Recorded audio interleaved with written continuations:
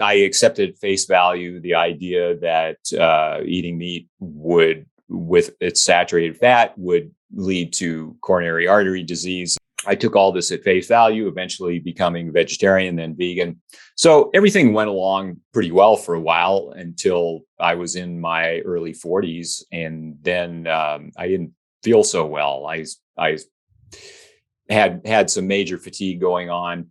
Somewhere along the way, I kind of thought, well, if I'm ever going to get out of this, if I'm not going to have this the rest of my life, I got to figure this out for myself. One of the very first things that I figured out, and it was startling to me at the time, was the idea that being a vegetarian or a vegan may not be such a good thing for your health.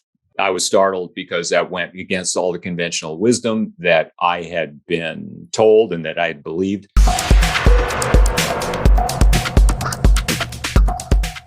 Good to see you. Hey, Shawn. Yeah, really good to see you too. Yeah, I'm a little out of breath. I just got done doing sprints on the bike, so give me a second to catch my breath. Hey, anyway, this is so PD Mangan, Dennis. For what you're go by typically, but thank you again for doing it. I know we've talked several times, but it's been a couple of years. I mean, it's been a couple of years since I think I last interviewed you and you interviewed me, and so good to see we're both alive and essentially doing well. Yeah, absolutely. I was just thinking about that. I know you were on Joe Rogan at one time, and it's already been quite a few years, and we talked, I think, before then. And so, you kind of burst on the scene with a Carnivore Diet, and that was all going on then. So anyway, you're still going strong. Good to see that. Still hanging in there. I'm just playing with this microphone because I get yelled at if I'm not centered on the camera. So anyway, well, tell us for those that aren't familiar with this, tell us a little of your background. I know you had a background in microbiology, I believe, if I'm not mistaken. But go ahead and just refresh our memory or refresh mine. Sure. Yes, I have a background in microbiology. That's what I studied at university. Went on to do a bit of graduate work in pharmacology, but never got my graduate degree. Worked in clinical labs and as a microbiologist most of my career, and got away from that a few years back. Thankfully, I'm able to make a living doing what I really want to do now, which is health and fitness coaching and kind of raising trouble on Twitter. Yeah, you're doing a great job. And I commend you for doing that. I think we need to raise some trouble because there's a lot of people that are definitely suffering without the trouble being raised. Well, tell us, I know you've written, I think, a couple books. I know the one I can remember most easily is the one that you call Dumping Iron, I believe, and you were concerned about, we see so many people with iron deficiency anemia. It's one of the most common deficiencies in the world, but there's something on the opposite end of the spectrum where people accumulate excess iron, and it has all kinds of negative metabolic and health and longevity and cancer prognostic factors. So, to your credit, and remind folks, you're 7 now, or how old are you these days? Yeah, 67. Yeah, 67. And so a lot of people look to you as a role model for aging, and I think rightly so. I mean, it's always great to see people that are older than me that are still doing really well. And so, what propelled you to sort of step away from the microbiology stuff, that career, and just going? I know you had your own sort of health transition. I mean, we can see pictures from you from 20 years ago, and you look better now than you did 20 years ago. So what prompted that change? This is a story that I've told before, that basically I've been interested in health and fitness, my own health and fitness, for a long time. And since 20 years old, let's say, and been interested in the science behind it and so on. And anyway, my first step in getting fitter basically was running. So this is back in the 1970s. We're talking. The running craze was just getting going, and I remember the first time I came across that. Like, wow, really? Running? People are out running. It's kind of hard to get yourself back into this time. I mean, gyms barely even existed back then. So anyway, I took up running, ended up doing it a lot. I liked it and did distance running. I've completed a couple of marathons in my life. I was typically going out and running many miles every day. And then another thing on my health journey was I eventually became vegetarian and vegan, and because this is what you'll notice a pattern here: vegetarian, vegan on one hand, running on the other. So this is totally mainstream stuff. Um, I accepted at face value the idea that eating meat would, with its saturated fat, would lead to coronary artery disease. This is something I was very concerned with because I'd seen my father having coronary artery disease. He developed it at a pretty young age, about 50 years old, and he ended up living a good long life, but his disease definitely affected his life in a very big way. Anyway, I was concerned to avoid this, so I took all this at face value, eventually becoming vegetarian, then vegan. So everything went along pretty well for a while until I was in my early 40s, and then I didn't feel so well. I had some major fatigue going on, and went to it turned into a long odyssey, going to a bunch of different doctors, trying to figure out what was wrong. Eventually, I got a diagnosis of chronic fatigue syndrome, and this went on for years. Really, no progress. Nobody could figure out what was going on, and somewhere along the way, I kind of thought, well, if I'm ever going to get out of this, if I'm not going to have this the rest of my life, I got to figure this out for myself, because these guys, these doctors, are unable to figure it out. So I just kind of, with my background in microbiology and pharmacology, I was able to read the scientific literature. I certainly learned a lot that I didn't know before. And I jumped right in. And one of the very first things that I figured out, and it was startling to me at the time, was the idea that being a vegetarian or a vegan may not be such a good thing for your health. I'll just reiterate, I was startled because that went against all the conventional wisdom that I had been told and that I had believed. Before long, I at least got to the point where I thought, well, yeah, maybe it's not a good idea. Maybe it's harming me to be a vegetarian or vegan. So I stopped. And before long, I started feeling better. It wasn't quite immediate, but over the course of, let's say, a few months to a year, I started feeling better. And eventually, I had enough energy that I was able to start exercising again, something that I had stopped years before, other than going for short walks because of my fatigue. So I had taken up weightlifting again. I had done weightlifting a few times earlier in my life at different times. And so I took it up again in a pretty serious way. And, I got going, and, with an old barbell I had laying around. And after a few weeks, I decided, hey, I'm going to need bigger weights. And so I joined a gym, kept at it. Along the way, I decided that I had thought that if I ever figured this out, how to get well from this, I should write about it, maybe write a book about it. So there I was, a whole lot better. And so I recalled that. So I wrote a book and put it up on Amazon. That was my first one. It's called Smash Chronic Fatigue. And then when I was done with that, I thought, well, what now? Might as well write another one. So I did. And I kept going and got active on Twitter, had my website, and so on. And so that's the rough outline of how I got here today. Yeah, and you're correct me if I'm wrong. I think at one point I thought you said you were moved to Bakersfield or something like that. Is that where you're located now? Yes, that's right. Yeah. Yeah, I remember. See, my memory is still fairly Yeah, basic. But I'm a native Californian, gotcha. and I'm still here.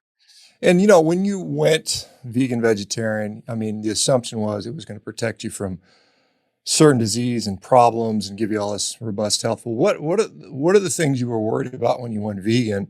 And now that I mean, I know that you're eating a bunch of steaks and training and stuff like that. What do you not experience that you thought you were supposed to experience by becoming no longer a meat eater? Well, one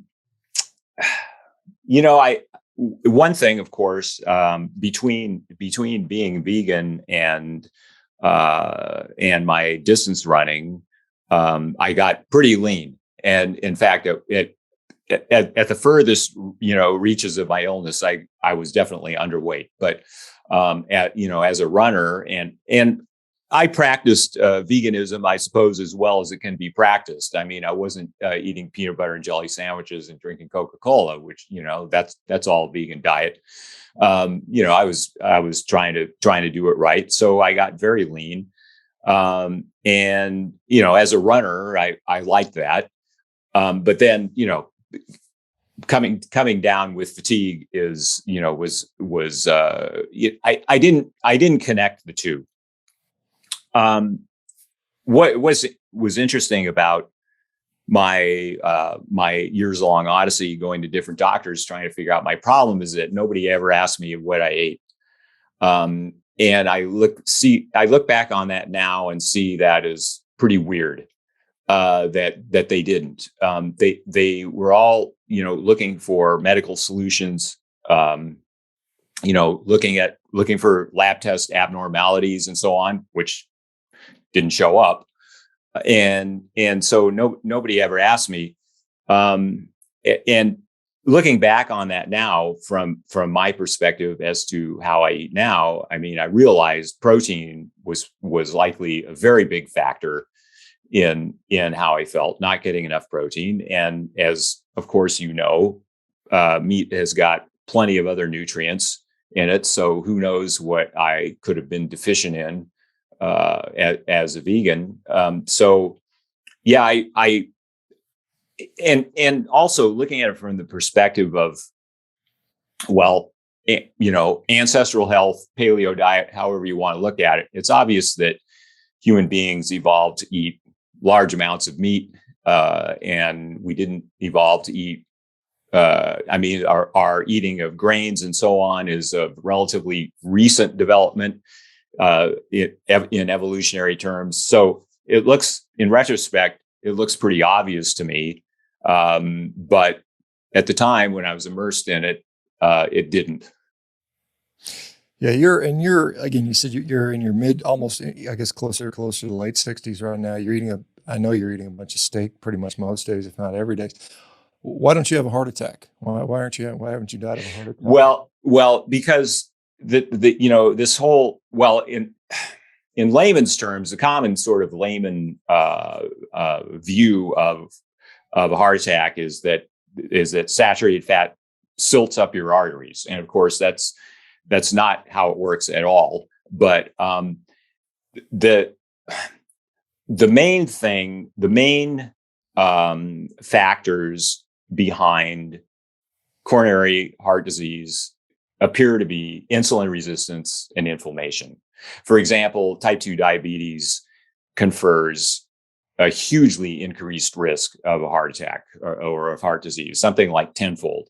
And metabolic syndrome, it's up there sixfold, something like that, along with things like smoking, obesity, and so on.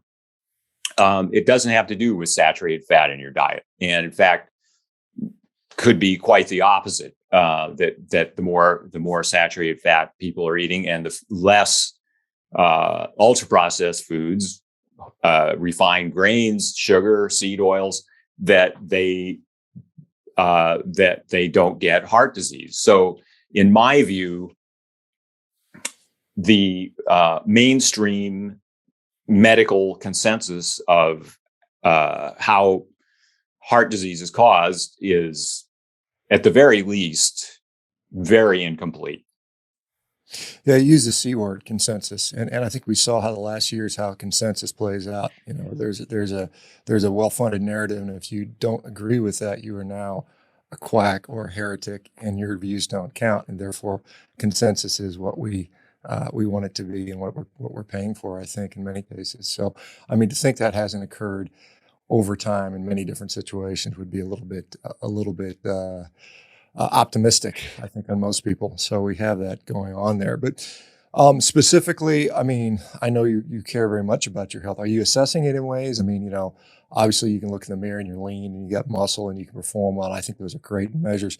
Are you doing anything beyond that? Are you blood pressure, lab values, imaging studies, any of that stuff that you played with over the years? I haven't done it much, but I did go get lab work about 6-8 months ago, just basically out of curiosity. I had an LDL of 120. My total cholesterol was around 240. And what I like to look at on a lipid panel is the ratio of triglycerides to HDL. So this is a powerful indicator of heart disease risk, and it is connected to insulin resistance. So generally speaking, you just take the triglycerides and divide it by HDL, by your HDL number. This is in American units. If somebody's using the international units, they've got to use a different ratio. So I just wanted to point that out. But in any case, under 2.0 for triglyceride to HDL ratio is generally considered pretty good, and under 1.0 is considered excellent. And so mine is about 0.5. So I was happy to see that. And I feel with those numbers that my heart disease risk is low. And that's really about all the tracking I'm doing. Yeah. So your HDL is probably 90 and your triglycerides like 45 or somewhere in there, I'm imagining something like that. Yeah, that's about right. Yes. Yeah. And so the opposite. So like I said, if my triglycerides were 100 and my HDL was 50, I would be at the cusp of what would still be considered relatively good. They're both 50, even better type of thing. So that is something, and I've seen a lot of people use that. The question is, and you point out some of the stats from, I think it was a Women's Health Initiative analysis, insulin resistance diabetes, that's right, yeah. 10-fold, metabolic syndrome 6-fold, obesity like 3 or 4-fold or something. I've seen that study numerous times and quoted it myself. Let's talk about, strategies, because you went from running, and I don't think you do a lot of running anymore. I mean, you're mostly doing lifting from what I can tell. Is that why give up the running? Yeah, I feel that what I do now is more effective for improving my health, prolonging my life. Muscle is a very underrated factor in health and disease.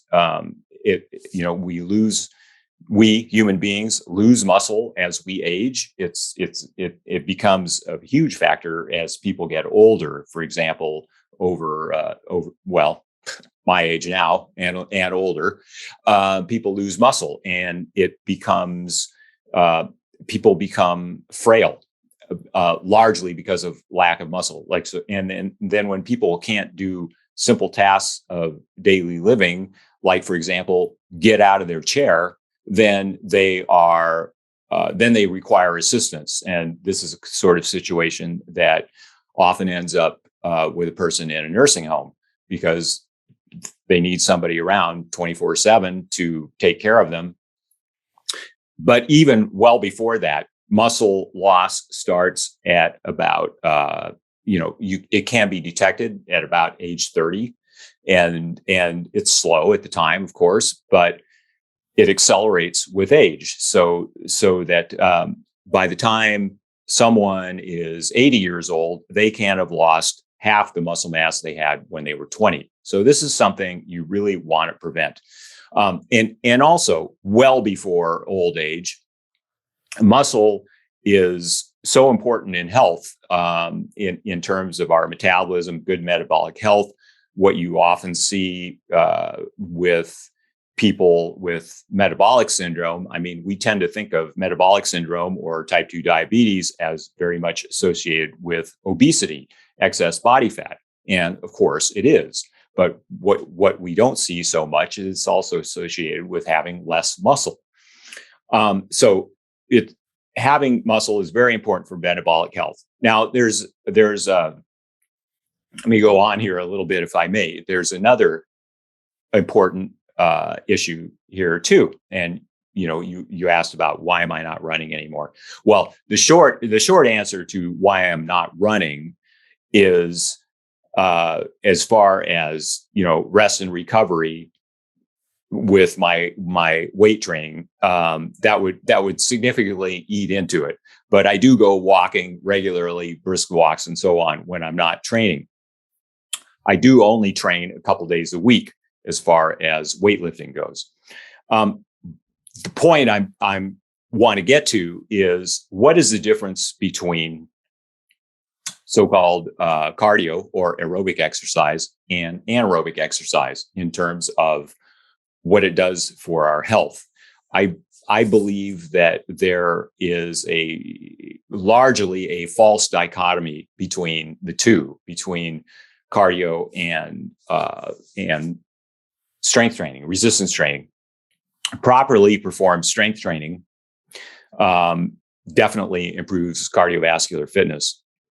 I get my heart rate up to maybe 90% of my max, my alleged max at my age when I'm doing weightlifting. Of course, it has to be, this kind of strength training has to be performed in a certain way to do that.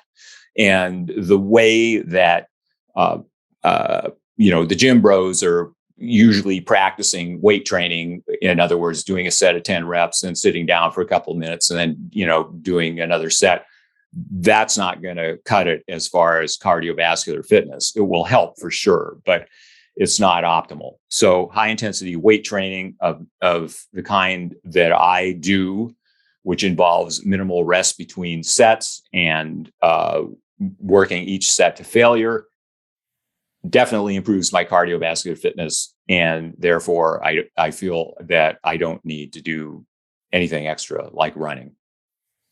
Yeah. I similarly, I don't do any run. I mean, I sprint. I mean, I'll do some sprints. I run up a hill a few times, but I don't consider that like what most people go for a 5-mile run or something. Right. That's not something I'm signing, and I'll probably never do a marathon. I can say that now at 55, I cannot ever see myself doing a marathon at this point in my life. But, so right. I won't check that one off my bucket list, although it was never on there. I've run a half marathon before, but that's it. Let me ask you, because you talk about it, and really 70 is the age where it used to be. You mentioned at 30 we start seeing a decline in muscle mass in many cases. I'm looking at I haven't lost any weight certainly in the last 10 years that I've been doing this and been focused on that. What have you been able to, since you started and discovered, I don't want to be a vegetarian, I want to stop running, I'm gonna start lifting, you put on some muscle, I assume. Have you been able to maintain that for the most part over the last, I don't know how long it's been, 5, 8, 10 years, however long you've been doing this? Oh, absolutely. Yeah. I mean, the putative decline in ability to put on muscle with age is greatly exaggerated, in my opinion, and certainly it's been shown that some very, very old people can even put on muscle if they do weight training, even into their 90s. Of course, the question becomes like how well they can do that. But I have certainly been able to keep my muscle and working out basically twice a week. So, and I plan to keep doing that as long as I possibly can. I have not found any difficulty in doing that. Yeah, there's a lot of I don't know if it's controversy, but there's a lot of opinion on muscle maintenance versus muscle building, ideal frequency, intensity. Clearly we have to bring the muscles approaching failure. Maybe we don't have to go to complete failure, but I think the literature supports approaching failure. Maybe leaving 1 or 2 reps in the tank or something like that is pretty sufficient. Outside of the cardiovascular benefits, people are saying, well, I don't really care about the cardiovascular benefits. I can go out and do some sprints and take care of that, but I want to lift for hypertrophy purposes only. And so there's different things and how efficient you are. So twice a week, I certainly buy that you can maintain muscle with that. I mean, I think, when I think about my level of training now versus what it was 20 years ago, It's probably, I probably require less volume than I used to. I mean, my diet is immensely improved with regard to protein and high quality. So I think that has a role to do with that as well. If I want to, let's say I'm a 20-year-old, am I gonna put on a bunch of muscle and get jacked doing twice a week? What are your thoughts on that? Yeah, I certainly think it's possible. I would, you said there's all kinds of controversy about the, different ways of weight training and so on. Yeah, I just want to reaffirm, you're totally correct. This is one of the most contentious topics you can bring up online. People have very strong opinions about it. In any case, the sort of strength training lineage that I follow is that of Arthur Jones, Mike Mentzer, right, and people like that who advocated high intensity training. And so I believe that this is the most effective way to train. So in my opinion, yes, a 20-year-old can pack on a lot of muscle doing it. It has to be done properly. And in other words, it is very high intensity. There's, for example, I think it was Arthur Jones who said that if you've done a proper set of squats or leg press, that you should have to sit down afterwards, and not just want to, or you will need to. In other words, so it's that level of intensity. Really, I think that overtraining is a big thing in terms of,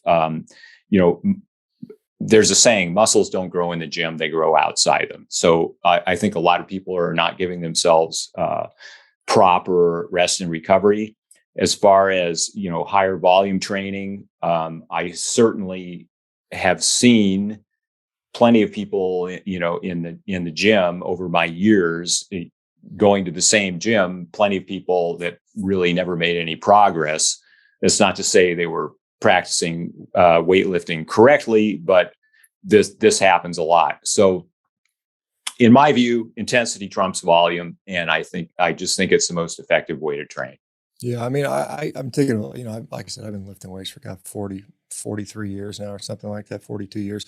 And I can count on one hand the number of times I think I've pushed to what you would describe Arthur Jones doing. And one of the things, because he had machines, because it's really hard to, I can remember doing a set of squats where it was like 135 on the bar. I did it for 100 consecutive reps, full all the way squats. That was miserable. It took me like 15 minutes to complete the set. I was miserable. I couldn't walk for 3 days afterwards. I never wanted to do that again. I haven't. But but I think, like I said, it's hard to do that with free weights to go to that level of intensity without hurting yourself. That's definitely a factor. Yes. Right. So that's an interesting sort of take on that. So let's talk a little bit about, there's a lot of thought, I think incorrect thought around the fact that if you eat a lot of protein, you're going to shorten your life and you're going to get cancer due to, stimulation of things like or IGF-1 and so on and so forth. Any concerns around that? Because I know you eat a higher protein diet. I mean, clearly, maybe you chime in on how much you're eating on a general daily basis. And then do you have concerns about longevity issues because of some fruit fly diet, or something like that? So I don't track closely, but when I have tallied up the numbers, I'm probably consuming 140, 150 grams of protein a day. It's an interesting question about the protein. For one thing, as far as human beings go, there seems to be very little evidence that protein is deleterious and a lot of evidence that it's beneficial. For instance, this idea that protein harms the kidneys finally seems to be getting all around debunked when looked at closely, and that knowledge seems to be spreading. So that's a good thing to see. You see, for example, in older people that consume more protein, they have even aside, not doing weight training, but if they consume more protein, they have less muscle loss. They keep their muscle more in older age. So yes, there are some theoretical considerations when you look at laboratory animals, like fruit flies, for example, about whether protein whether less protein could extend lifespan, but I don't see any evidence of that in humans. Quite the opposite. What is interesting? So yes, I mean, I've studied aging a lot. I mean, so this is a topic of interest to me, probably for obvious reasons. But what is interesting about what really shortens lifespan, here we're talking mainly lab animals, but what shortens lifespan and what will, on the other hand, lengthen it has to do with glucose. So, for instance, in some very simple animal models, adding glucose to the food shortens their lifespan. A ketogenic diet extends lifespan in rats, and a number of anti-aging interventions that extend lifespan. For example, the drug Metformin, what is that doing? That's lowering glucose and insulin levels. So this is all very important, and I think largely overlooked by scientists who are studying aging. They tend to focus on a lot of things that in my view, are maybe not all that relevant. And I think, for a human being, keeping normal blood sugars and keeping low fasting insulin levels, good insulin sensitivity, in other words, is very important for long life. If you look at centenarians, for example, and you compare them to people who are, merely 80 years old or something, the centenarians have better insulin sensitivity. And so this appears to be a very important factor in long life. And considering that, look at it a different way. Almost all chronic diseases are highly associated with aging. So, for example, heart disease, cancer, the rates of these shoot way up when you start looking at people who are over 65. Alzheimer's disease, for example, is it's hardly even known in people who are a bit younger. So all these diseases are associated with age. So what's going on here? Well, all these diseases are virtually all of them are also associated with insulin resistance and high levels of insulin. So basically, people put on body fat, they don't get enough exercise, they eat a crap diet, and this increases insulin resistance in a nutshell. And then these diseases appear. So this is just of crucial importance to aging. There was a great study done by Gerald Reaven and colleagues. So Gerald Reaven is basically the man who discovered insulin resistance. And so they did a study where they took a couple of hundred people and tested them for their degree of insulin sensitivity and divided them into thirds and then followed them for a few years. And then they saw who got heart disease, cancer, hypertension, diabetes, and stroke. And 2/3 of these cases were in the people with the highest degree of insulin resistance. About another third were in the middle group, and there were 0 cases in the people with the lowest insulin resistance or the greatest degree of insulin sensitivity. So this is all just extremely important and not talked about enough, really overlooked.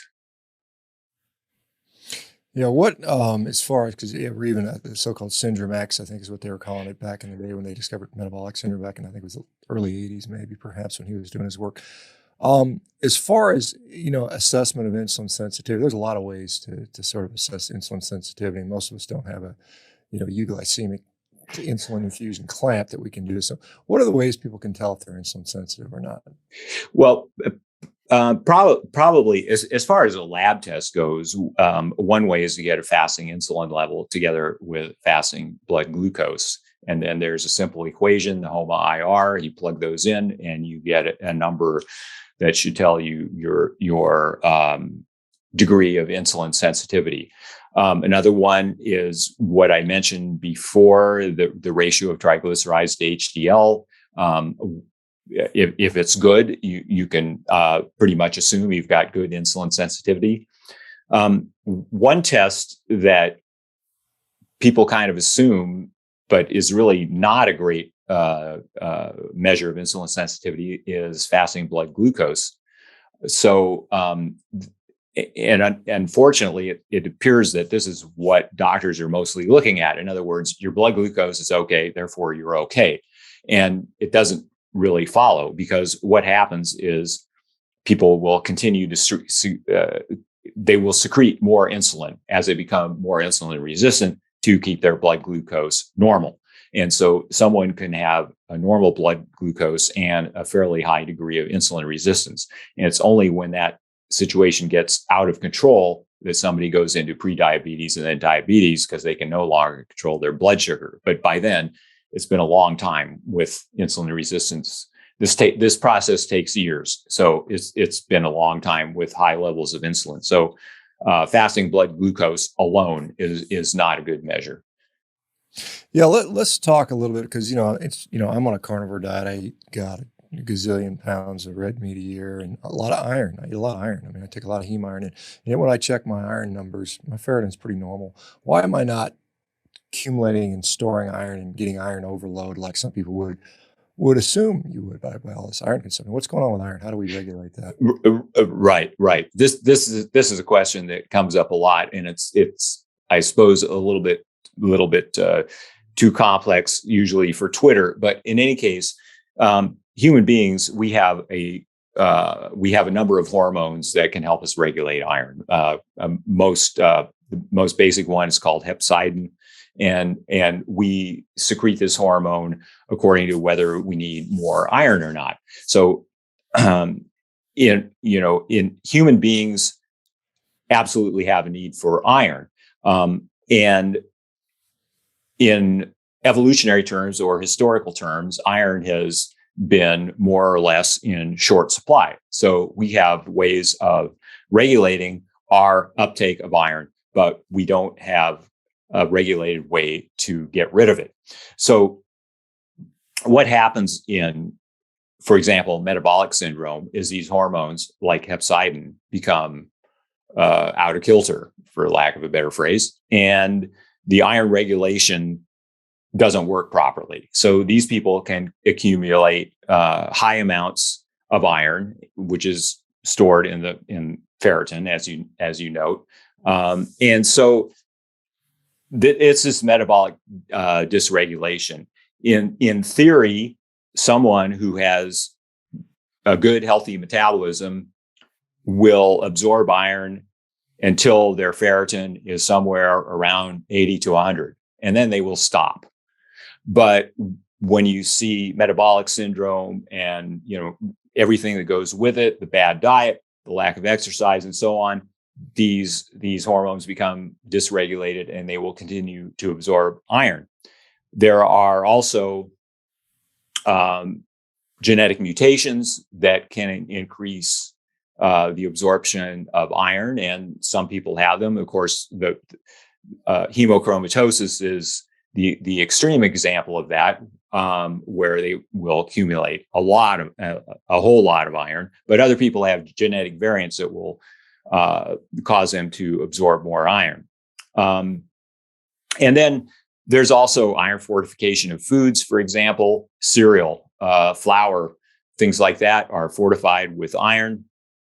Some countries have stopped their iron fortification programs because they realize that it's not having the intended effect. There's little benefit and there's harm associated with it.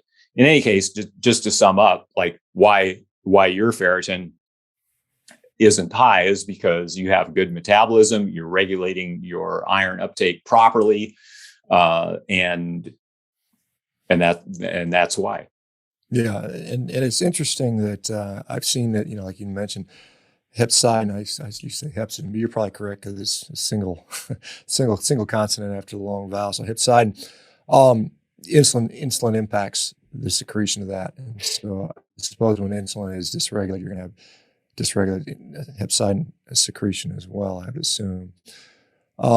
The other thing is, like you mentioned, women versus men. Women tend to have this problem less common because they menstruate usually, and they're able to get rid of some of that iron that way, where men don't usually have that mechanism. And I know people have recommended for people to donate blood on a regular basis, particularly if you're a male.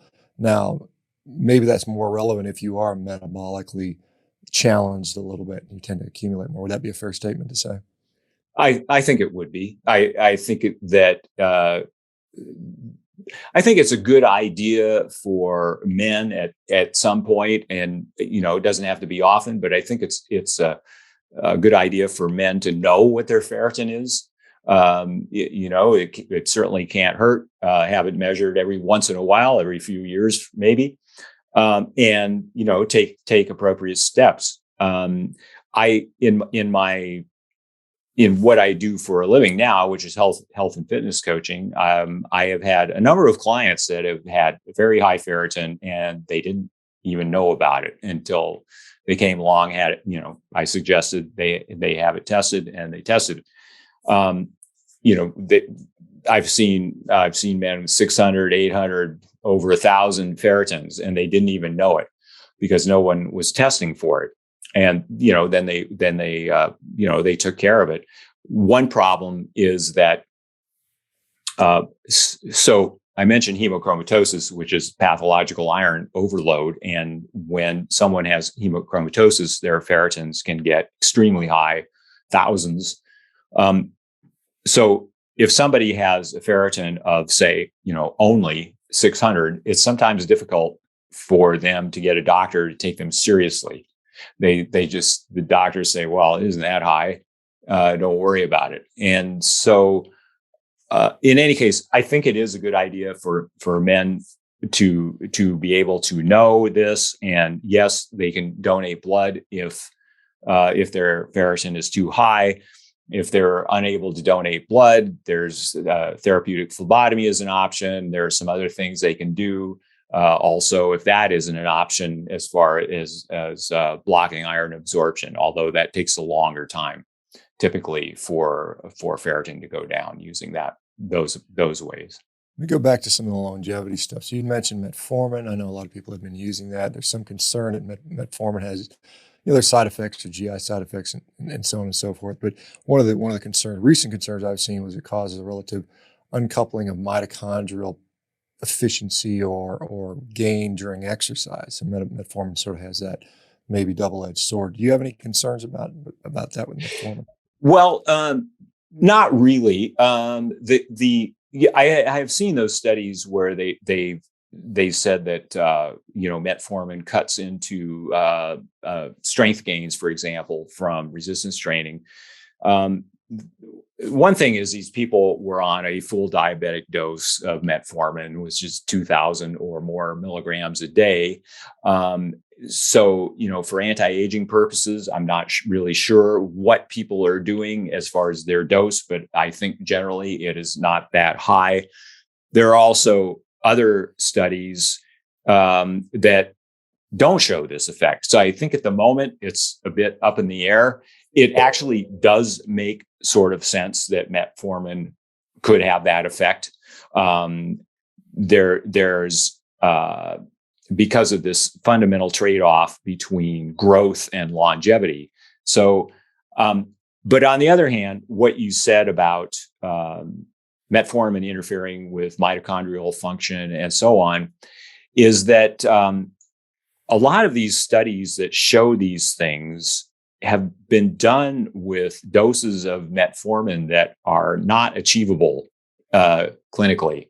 And that particular one, as far as the mitochondria, so they're using very high doses in vitro or injecting mice with it or something like that. So hugely high doses.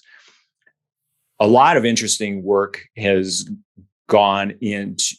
shown that probably one of metformin's main mechanisms is its effect on gut bacteria. So because metformin is relatively poorly absorbed, and there's been some, rather elegant ways of showing that its main effect is on the gut.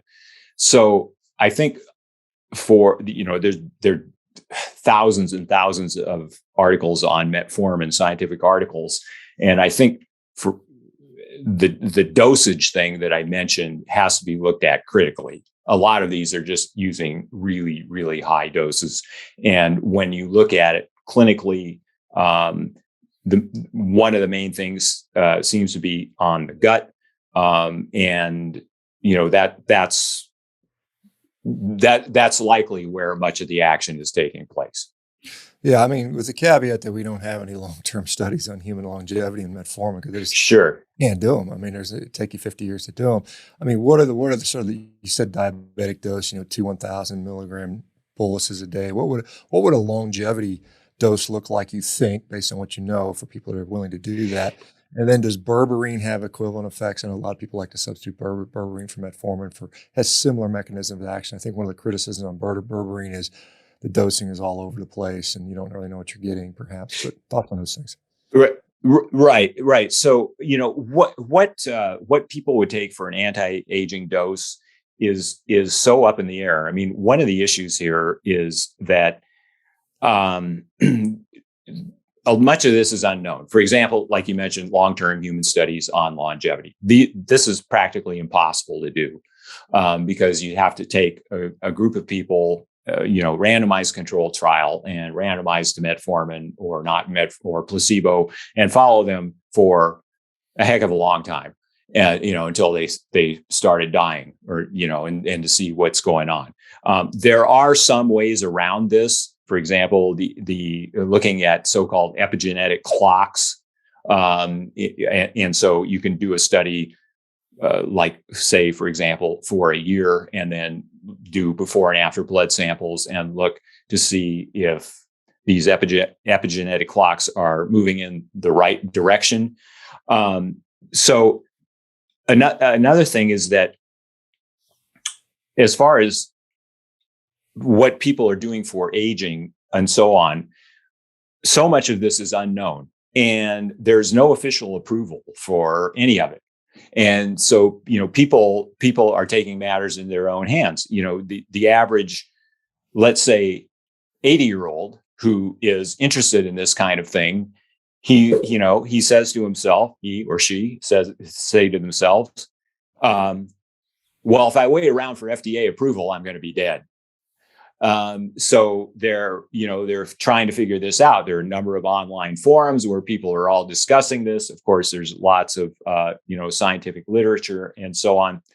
So that's what's going on there. As far as berberine, well, yeah, berberine may have fewer side effects. It may have somewhat different effects overall. I don't think really, anybody knows exactly how to compare them. Berberine definitely does lower blood glucose and insulin, but it's been used mainly in China. It's part of traditional Chinese medicine. Metformin has been studied, hundreds or thousands of times more intensely than berberine. Yeah, it's good. You talk about these DNA clocks, these methylation clocks, and it's kind of like, it's hard to do. I mean, it's your average person not going to be able to do it. And so when I look at, like, am I getting older or not, I can kind of look in the mirror. I can look in the gym performance, and that to me is a pretty good proxy measure for what's my aging like. But let me ask you another thing: caloric restriction, because a lot of people are advocates of calorie restriction for longevity as well. And there's certainly some compelling data on animals. And the critics of that will say, well, it's only because lab animals tend to overeat, and you're just getting them back to a normal diet. And in humans, the only data we have is really taking people that are obese and bringing them to normal weight. And beyond that, caloric restriction is not very beneficial. Do you have any thoughts on, is it good, bad? Should I be cutting my calories all the time? Or what are your thoughts? Yeah, it's really interesting. So yeah, calorie restriction extends lifespan in lab animals, and you could very well be correct that it's only because lab animals overeat. Although this has been shown in some a lot of different organisms, not just rodents or fruit flies or something like that. I think there's primate studies on that too, if I'm not mistaken. Primates. Yeah, exactly. They've even, there's a method for calorie restricting yeast. So they grow them in this low glucose solution, and that's their proxy for calorie restriction, and they live longer and reproduce longer. So whether, how much that applies to the real world, well, who knows?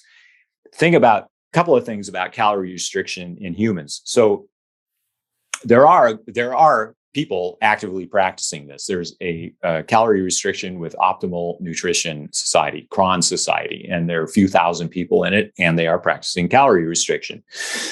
And so it's funny because I was just looking at this the other day, interesting article where they were saying calorie restriction radically decreases risk of atherosclerosis. Okay, so they looked at all these calorie restricted people, and then they matched them with non-calorically restricted people, supposedly of same age, tried to match them as closely as possible. And the markers these calorie restricted people had, for example, triglyceride HDL ratio and so on, their blood pressure and all that, it was like super optimal. So now the question is, you mentioned, is this just because, like in lab animals, is this because lab animals tend to overeat when you put them in a cage and feed them and so on? Well, looking at this human data, then you might think, well, maybe it's because humans tend to overeat, and that this, what they're doing is, their lab markers, these calorie restricted people, their lab markers is normal.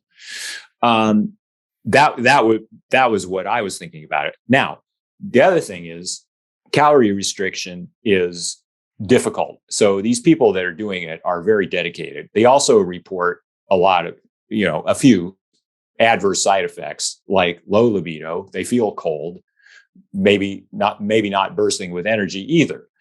So it seems that intermittent fasting can provide the same anti-aging benefits as calorie restriction without actually restricting calories. So that would be the more optimal thing. People on intermittent fasting who do intermittent fasting regularly don't have low libido. They don't feel cold or tired. And also interesting here is that calorie restriction in animals. Okay, there's been tons and tons of work looking at this stuff, and they want to figure out how it works, what's going on mechanistically, and so on. What's really interesting is that, so you have your lab rats in a cage. You're calorically restricting them. They're hungry. Okay, so you have your lab assistant go in every morning at 8 a.m. or something like that and give them their food. What do? They eat it all at once because they're really hungry. And then they fast for the next 24 hours. So there was an interesting study recently where somebody figured out that it's really all about fasting. It's not about calorie restriction. At least that was the upshot of this one study. These animals are fasting 24 hours a day until their next meal. And it has a lot less to do with that, with the calorie restriction and the fact that they're fasting. Yeah, I mean, and I've seen some of these calorie restriction groups, and if you want to lose weight, it's great. I mean, but if you want to walk around like a corpse, maybe not maybe not the most ideal way to do that. I've talked with I think David Barr out of UCSF, I believe, and we had a long discussion about ways to live longer, and some of it stemmed around mTOR. And one of the discussions was, yes, you can calorie and protein restrict these animals, and they live longer, get less cancer, but at the same time, you can not do that and have the animals exercise appropriately, and they get basically the same result without the cachexia and like the blanket dosage of rapamycin to these animals. It results in cachexia. They just lose all their muscle, which may not be, like we talked about, functional outcomes. I don't want to be the guy that can't carry my luggage up the stairs when I'm 70, which is kind of interesting. Dennis, unfortunately, and I guess we're just getting warmed up. Unfortunately, I only have an hour, and so I want to just give you a chance to spend a couple minutes relaying where people can find out about you, what you do, how if they want to get some advice, coaching, or whatever from you, where you are on social media and so on and so forth. Oh, okay. Thanks, Shawn. I'm on Twitter. That's my main area of action these days. My handle is Mangan 150. That's my last name, MANGAN 150. I also have a website. Beg your pardon?